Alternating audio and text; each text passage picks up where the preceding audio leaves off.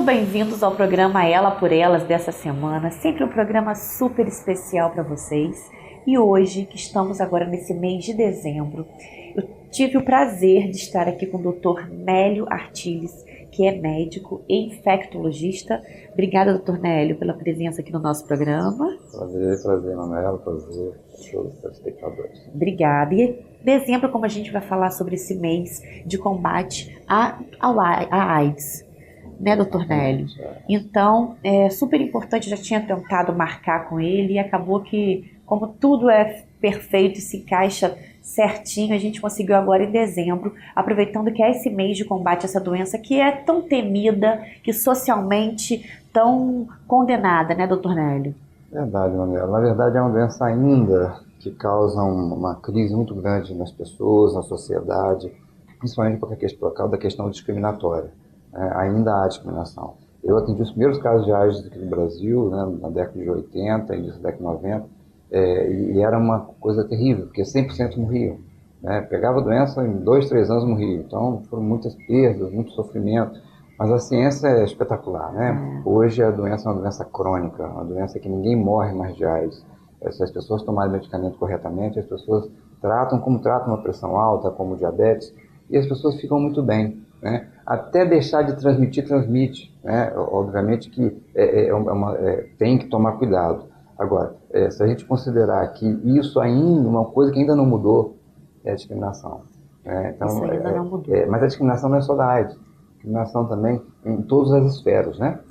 Né? Então hoje se discrimina não só a cor da pele, se discrimina a forma de ação das pessoas. Então o HIV também é uma forma de discriminação, infelizmente, isso que a gente tem que combater.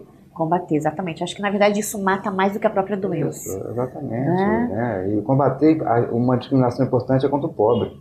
Hoje o pobre, as pessoas que não têm condição de pagar uma consulta, um plano de saúde, sofrem.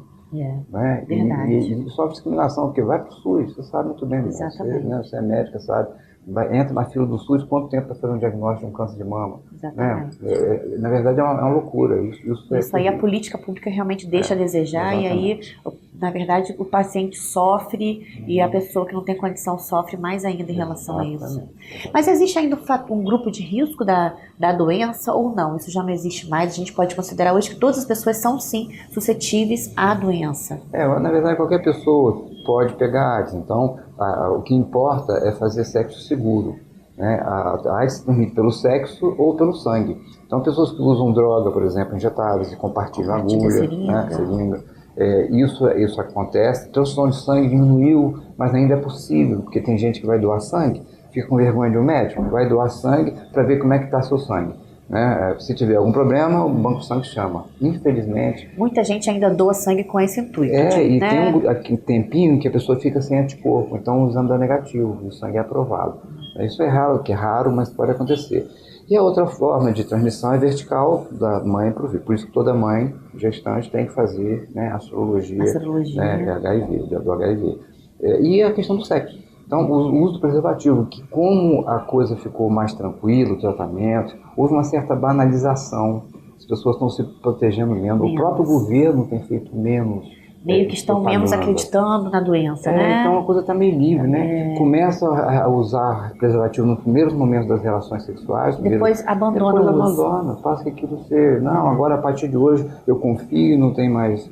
Então isso é complicado. Então acho que tem que se fazer a barreira principal, que ainda é o preservativo. E a gente está aqui justamente para alertar sobre isso, que não existe mais, né, não é mais uma doença ligada à homossexualidade. Na verdade, muitos casais hoje a gente vê que está aumentando muito o número. Naquela época, que eu comecei a ver os primeiros casos, lá na década de 80, era 25 homens para uma mulher. Hoje é 1 para 1. Então, aumentou muito na mulher, né? Hoje a proporção é praticamente a mesma. Então, de ser homossexual, que era um câncer gay, né? A peste gay, que achava que era só homossexual, não. Então, mulheres e homens, qualquer pessoa, jovens, hoje, infelizmente, os jovens estão crescendo muito, os idosos.